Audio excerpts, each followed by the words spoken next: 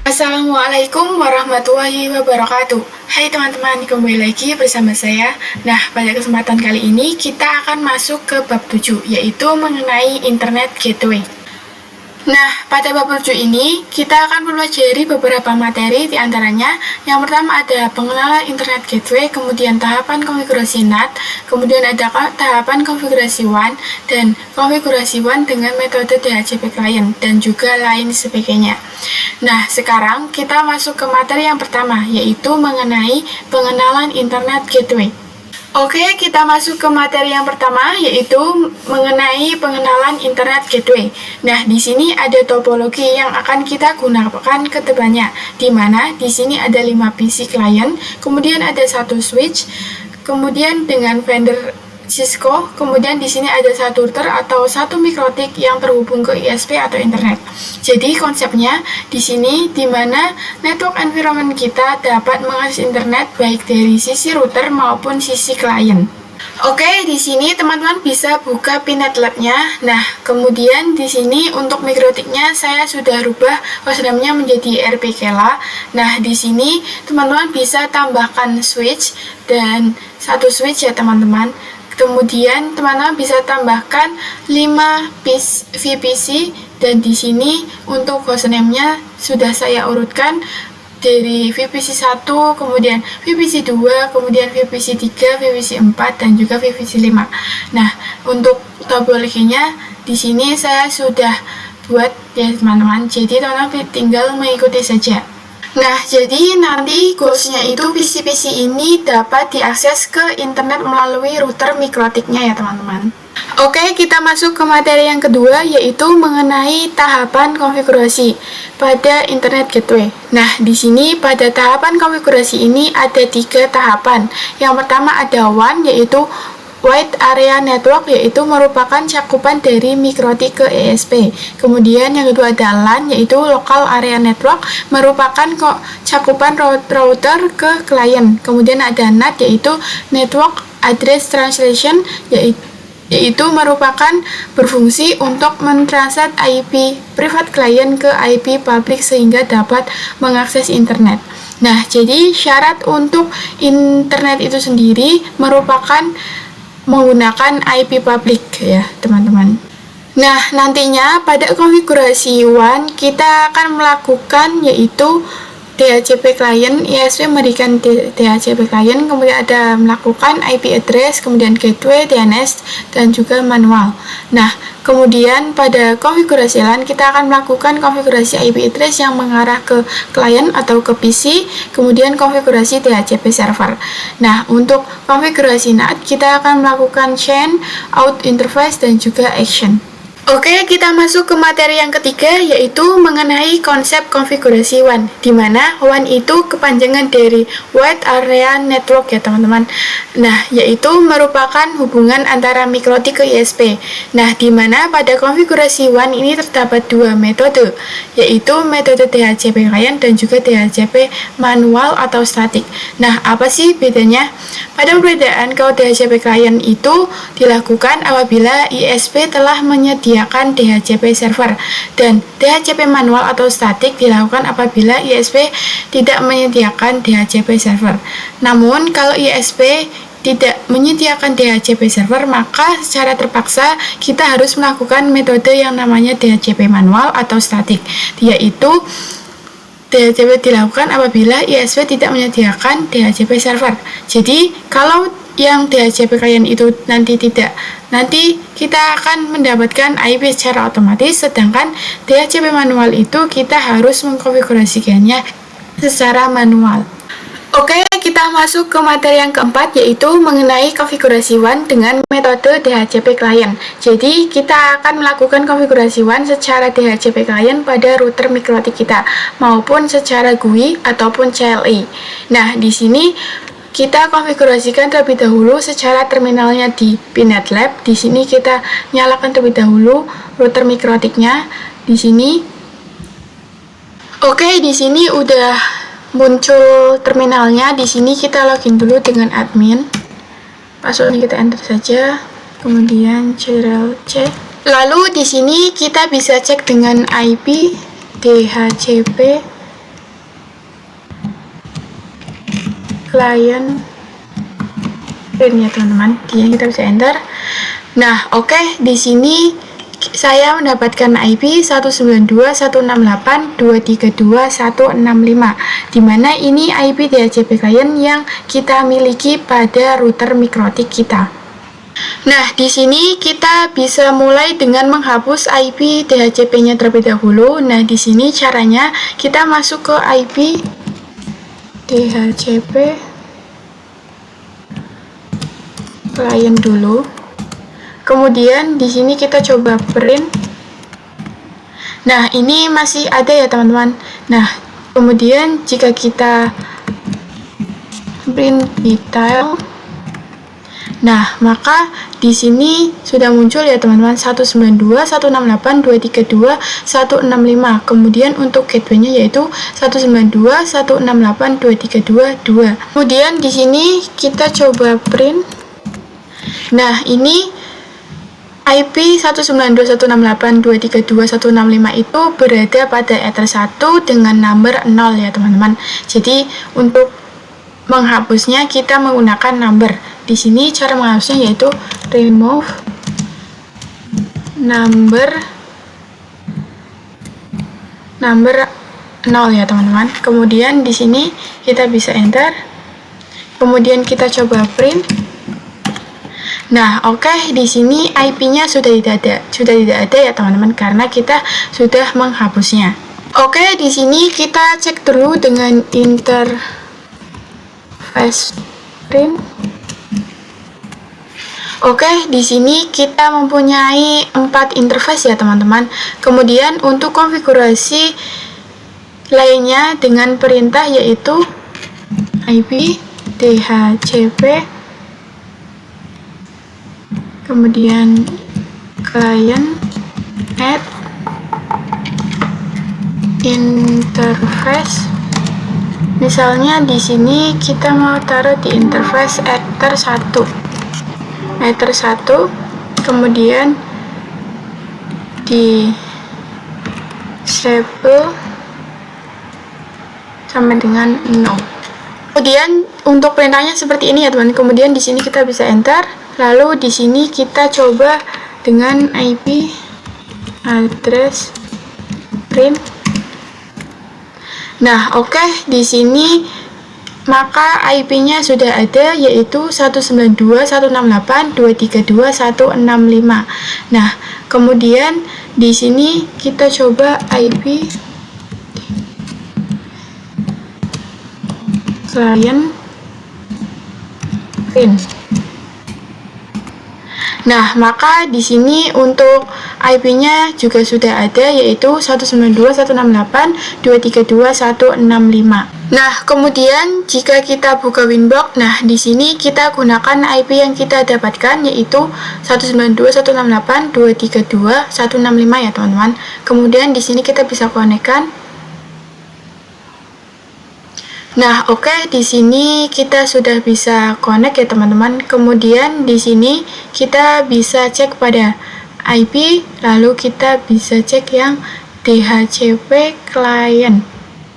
Nah, oke, di sini maka ini merupakan IP yang kita dapatkan pada konfigurasi DH client yang CLI tadi.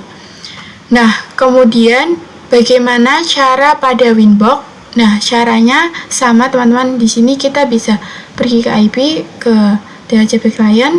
Caranya di sini kita bisa klik tanda plus untuk interface-nya. Di sini kita mau berapa? Di sini misalnya Ether-nya Ether 1 ya teman-teman. Kemudian untuk user peer DNS dan juga user peer NTP, di sini kita bisa checklist ya teman-teman, jangan lupa. Kemudian di sini kita bisa, nah oke, di sini IP-nya sudah muncul ya teman-teman. Nah, kemudian untuk cara ceknya di sini kita bisa cek dengan status. Di sini untuk gateway-nya juga sudah ada ya teman-teman. Nah, kemudian untuk jika kita coba ping 88 pada terminal, kemudian kita di sini coba ping 88 ya teman-teman. Nah, maka di sini sudah TTL ya teman-teman, artinya kita sudah bisa. Oke, kita masuk ke materi yang kelima, yaitu mengenai konfigurasi WAN dengan metode DHCP manual atau statik, yang dimana DHCP manual atau statik ini dilakukan apabila ISP tidak menyediakan DHCP server. Nah, di sini teman-teman bisa buka terminal pada Pinet Lab-nya. Nah, kemudian di sini kita coba dengan IP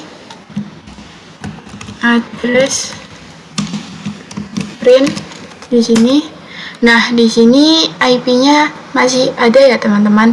Kemudian di sini kita akan coba untuk hapus terlebih dahulu IP DHCP-nya yaitu dengan masuk ke IP DHCP client. Kemudian di sini kita coba print. Nah, di sini masih ada ya teman-teman. Nah, kemudian di sini untuk numbernya masih sama kayak yang tadi, itu number 0. Di sini kita coba untuk remove number 0. Number 0. Kemudian di sini kita bisa enter. Kemudian kita coba untuk print. Nah, maka di sini untuk IP-nya sudah tidak ada ya teman-teman, karena sudah kita hapus tadi. Kemudian di sini kita coba slash. Kemudian kita coba cek untuk IP address print-nya. Nah, maka IP-nya juga sudah tidak ada ya teman-teman. Nah, kemudian kita juga cek untuk DNS-nya dan juga gateway-nya dengan cara IP print. Nah, maka di sini untuk DNS-nya juga sudah tidak ada. Kemudian kita coba untuk cek DNS-nya. DNS print. Nah, maka di sini juga sudah tidak ada ya teman-teman. Maka pada konfigurasi kali ini kita akan mengkonfigurasikan IP address DNS dan juga gateway. Oke, pertama-tama kita akan konfigurasikan untuk addressnya, yaitu dengan cara IP address add, kemudian address lagi, kemudian sama dengan, yaitu kita masukkan IP-nya 192.168.232.165/24 ya teman-teman. Kemudian untuk interface-nya kita taruh di Ether 1. Nah, jika sudah di sini kita bisa enter. Kemudian kita coba IP address print. Nah, maka di sini untuk IP-nya sudah ada, yaitu 192.168.232.165/24 ya teman-teman. Nah, di sini saya sudah coba untuk ping ISP-nya. Nah, di sini saya akan konfigurasikan gateway-nya dengan cara yaitu IP root add gateway sama dengan kita masukkan IP-nya 192.168.232, kemudian belakangnya 2 ya teman-teman. Di sini kita tidak usah memberikan prefix ya. Di sini jika sudah kita bisa enter. Lalu kemudian di sini kita coba IP root print. Nah, maka di sini untuk gateway-nya sudah ada ya teman-teman, yaitu 192.168.232 ya teman-teman. Nah, jika teman-teman perhatikan di sini ada status AS, yaitu aktif statik ya teman-teman. Maka dia gateway-nya sudah aktif ya. Coba kita coba ping 88. Nah, maka di sini sudah TTL, dia sudah berhasil ya teman-teman. Nah, tapi di sini kalau kita coba ping google.com, nah, maka di sini dia tidak bisa ya teman-teman. Itu belum bisa ya, karena kita belum konfigurasi DNS. Nah, untuk konfigurasi DNS-nya yaitu dengan cara IP DNS, kemudian set servers, kemudian sama dengan 8.8.8.8 ya teman-teman. Kemudian di sini kita coba enter, kemudian IP DNS print. Nah, maka di sini sudah ada ya teman-teman, yaitu 88 ya. Maka di sini kita sudah bisa ya teman-teman. Kemudian kita coba dengan ping google.com. Nah, maka di sini dia sudah berhasil ya teman-teman untuk ping google.com. Nah, untuk cara di Winbox di sini kita bisa pergi ke IP, lalu kita pergi ke addresses. Nah, di sini kita hapus terlebih dahulu yang sebelumnya. Di sini kita hapus terlebih dahulu. Nah, kemudian untuk menambahkannya di sini tanda plus, lalu di sini untuk addressnya kita berikan yaitu 192.168.232, kita samakan 165/2 4 ya teman-teman. Kemudian di sini untuk ethernya di sini kita berikan ether 1, kemudian kita apply, lalu di sini kita coba OK. Nah, oke, di sini dia sudah ada ya teman-teman. Nah, kemudian untuk gateway-nya di sini teman-teman bisa pergi ke IP, kemudian pergi ke routers. Nah, di sini sudah ada ya teman-teman. Kemudian di sini kita bisa hapus terlebih dahulu yang 00.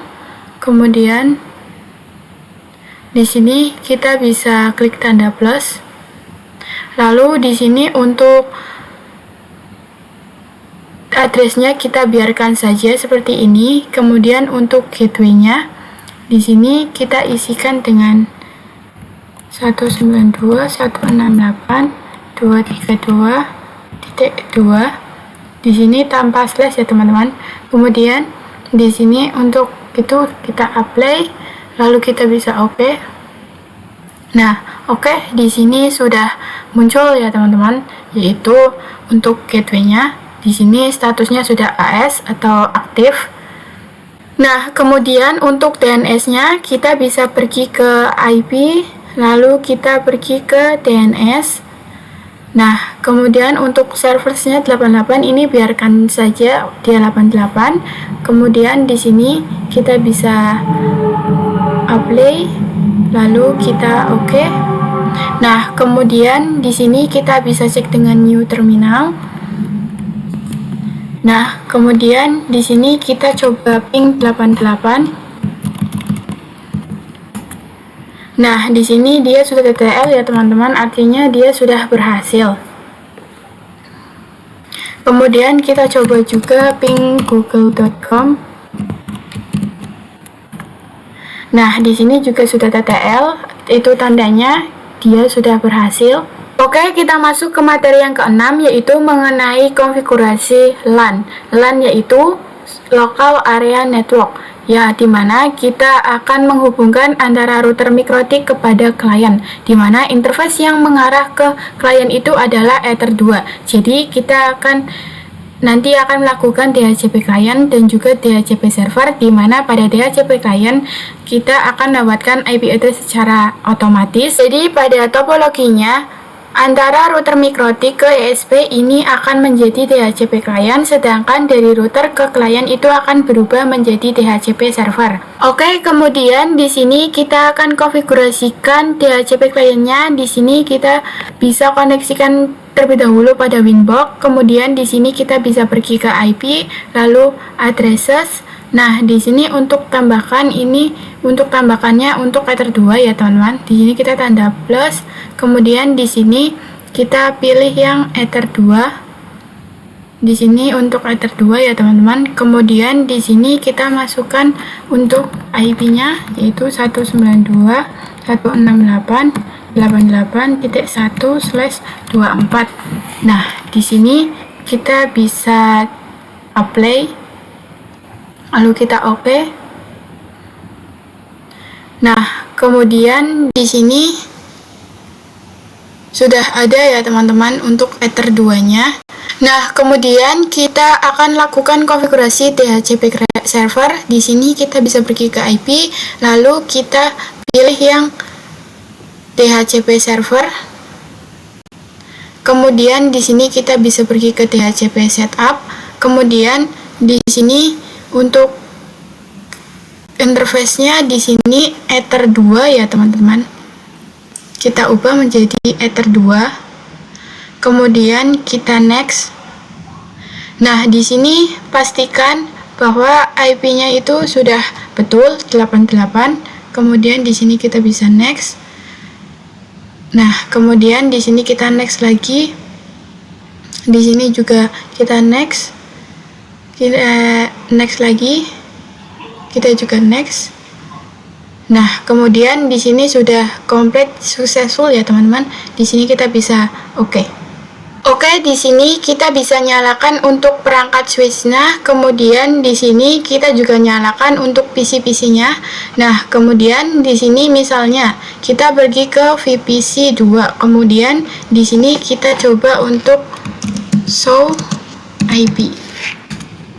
Nah, maka di sini dia masih kosong ya teman-teman. Nah, kemudian di sini kita bisa ketikkan IP DHCP untuk merequest IP-nya.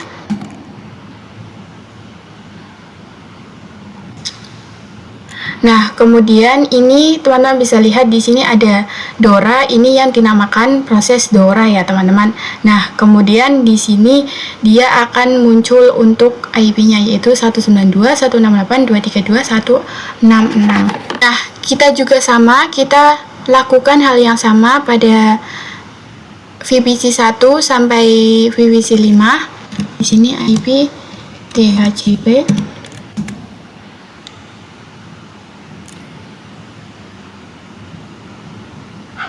Oke, kita masuk ke materi yang ketujuh, yaitu mengenai konfigurasi NAT. Nah, jadi konsepnya di sini. Nah, ketika IP address pada PC klien itu mengakses internet, itu kan melalui router MikroTik. Nah, maka nanti IP address-nya itu akan diterjemahkan dengan NAT. Oke, di sini teman-teman bisa buka Windows-nya, lalu di sini pergi ke IP, kemudian kita pilih yang firewall. Nah, di sini kita klik yang NAT. Kemudian di sini kita akan menambahkan konfigurasinya ya teman-teman. Di sini kita bisa klik tanda plus. Lalu di sini untuk out interface-nya di sini pilih yang Ether 1 ya teman-teman. Kemudian kita pergi ke action. Lalu di sini untuk action-nya kita bisa pilih yang mesh squared ya. Kemudian di sini kita pilih yang mesh squared. Kemudian di sini jadi ini itu artinya menggabungkan beberapa IP agar menjadi satuan IP yang diterjemahkan. Di sini kita bisa apply. Lalu di sini kita bisa oke. Nah, kemudian di sini kita bisa cek pada terminal VPC-nya. Di sini kita bisa cek dengan ping 8.8.8.8. Nah, di sini dia sudah TTL ya teman-teman. Nah, oke, dia sudah bisa. Kemudian kita coba lakukan ping google.com. Oke, dia juga sudah bisa ya teman-teman. Artinya konfigurasi kita sudah berhasil. Oke, kita masuk ke materi yang ke-8, yaitu mengenai NATRIX. Jadi NATRIX ini kita akan coba untuk buat agar hanya VPC 1 yang dapat mengakses internet. Untuk PVC yang lainnya itu tidak bisa ya teman-teman. Oke, di sini teman-teman silahkan buka Winbox-nya. Kemudian di sini kita pergi ke IP, lalu kita klik yang firewall. Lalu di sini teman-teman bisa klik pada NAT-nya. Kemudian di sini kita klik. Nah, kemudian di sini kita pergi ke general. Nah, di sini kita bagian untuk search address-nya. Di sini kita bisa ketikkan IP address yang akan kita tambahkan ya teman-teman. Nah, di sini kita dapatkan IP-nya yaitu 192.168.232.167. Di sini kita bisa masukkan pada search addressnya 192.168.232.167. Kemudian di sini kita coba apply, lalu kita oke. Nah, di sini kita bisa cek pada terminalnya. Di sini, misal di sini pada VPC 2, kita bisa cek apakah dia bisa ping 88. Nah, di sini dia tidak bisa ya, teman-teman. Kemudian di sini kita coba ping pada VPC 1. Di sini kita ping VPC 1 apakah dia bisa. Nah, di sini dia bisa ya, teman-teman. Kemudian kita coba ping google.com juga. google.com. Nah, di sini dia juga sudah bisa ya, teman-teman, untuk ping google.com-nya. Nah, misal tadi kita klik tanda kotak yang di samping IP address yang kita berikan itu menunjukkan bahwa IP selain itu bisa internetan. Di sini kita bisa klik ya, teman-teman. Jadi hanya IP yang kita masukkan saja yang tidak bisa internetan. Di sini kita bisa klik ininya, kemudian di sini kita bisa apply, lalu kita oke. Maka seharusnya pada VPC 1 ini tidak bisa ya, teman-teman. Di sini kita coba ping google.com. Nah, ini tidak bisa ya, teman-teman. Karena di sini dia tidak bisa, di sini dia request sign out. Tapi kalau kita coba ping di VPC 3, di sini kita coba ping google.com. Nah, di sini dia bisa ping google.com ya, teman-teman. Oke, kita masuk ke materi yang ke-9, yaitu mengenai perapihan konfigurasi. Jadi, kita akan merapihkan konfigurasi yang telah kita lakukan dan mengembalikannya pada settingan awal. Oke, di sini teman-teman bisa buka Winbox-nya. Di sini kita pergi ke IP, lalu kita pergi ke firewall, lalu di sini kita pergi ke NAT ya, teman-teman. Kemudian di sini kemudian di sini untuk kita hapus pada kotaknya, kemudian kita juga hapus untuk IP-nya. Di sini kita sudah hapus, kemudian di sini kita bisa apply, lalu kita oke. Nah, maka di sini untuk konfigurasinya sudah kembali ke semula ya, teman-teman. Nah, seperti yang kita tahu bahwa IP yang kita dapatkan pada VPC itu kan berbeda-beda, itu urut, dan ini memang sudah defaultnya dari sananya ya, teman-teman, tidak bisa urut. Namun asalkan konfigurasinya harus kita lakukan itu sudah berhasil, maka yang terpenting VPC kita itu sudah bisa akses internet, karena tadi sudah kita matikan untuk itunya. Kemudian di sini kita coba semua VPC apakah dia bisa ping Google atau tidak. Di sini kita coba pada VPC 1 terlebih dahulu. Di sini kita coba ping google.com. Nah, di sini juga dia sudah bisa. Kemudian pada VPC 2 kita coba ping google.com. Nah, dia juga sudah bisa ya, teman-teman. Kemudian pada VPC 3.com. Nah, dia juga sudah bisa. Kemudian pada VPC 4 kita coba ping google.com. Nah, dia juga sudah bisa ya, teman-teman. Kemudian pada VPC 5 kita coba ping google.com. Nah, dia sudah bisa ya, teman-teman. Oke, kita masuk ke materi yang terakhir, yaitu mengenai ARP. Nah, jadi ARP itu kepanjangan dari Address Resolution Protocol. Kemudian ARP juga digunakan untuk mapping IP address layer 3 dengan MAC address layer 20. Kemudian untuk menghubungkan kedua device, informasi ARP keduanya harus memiliki. Kemudian ARP juga bekerja secara dynamic atau otomatis. Kemudian ARP juga semua interface memancarkan ARP atau enable. Kemudian ARP juga dapat dikonfigurasikan secara manual atau static ARP. Nah, jadi Nah, jadi di sini konsepnya seperti ini. Ketika VPC 3 ingin coba akses ke internet, maka nanti ARP akan dicatat pada router.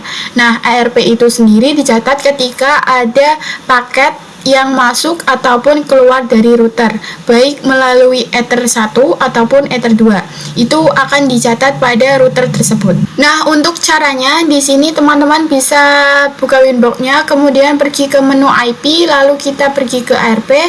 Nah, di sini dia akan munculkan tampilan atau log mengenai ARP yang sudah dicatat. Nah, di sini misal kita coba ping google.com pada VPC 4. Di sini kita coba ping google.com. Nah, di sini dia sudah bisa. Kemudian di sini kita lihat apakah ARP-nya sudah dicatat. Nah, di sini dia ARP-nya sudah tercatat ya. Kemudian atau misal di sini kita coba lagi ping pada VPC 5 dengan IP. Di sini IP-nya yaitu 288.250 ya. Di sini kita coba ping google.com. Nah, di sini dia sudah bisa. Kemudian kita cek apakah ARP-nya sudah dicatat. Nah, di sini ARP-nya sudah dicatat ya teman-teman dengan IP yaitu 250. Nah, di sini ketika kita sudah menerima informasi dari kedua ARP-nya sudah tercatat, maka kita akan coba untuk ping dari VPC 4 ke VPC 5. Kita akan coba ping IP VPC 5. Nah, di sini kita coba ping IPv4 pada VPC 5 ya. Di sini kita coba ping IP dari VPC 4. Di sini kita lihat terlebih dahulu. VPC4 yaitu IP-nya 232.169 ya, teman-teman. Di sini kita coba 232.169. Di sini kita coba enter. Nah, oke, di sini dia sudah TTL, artinya dia sudah berhasil. Oke, mungkin itu saja materi yang bisa saya sampaikan. Untuk kurang lebihnya mohon maaf. Wassalamualaikum warahmatullahi wabarakatuh.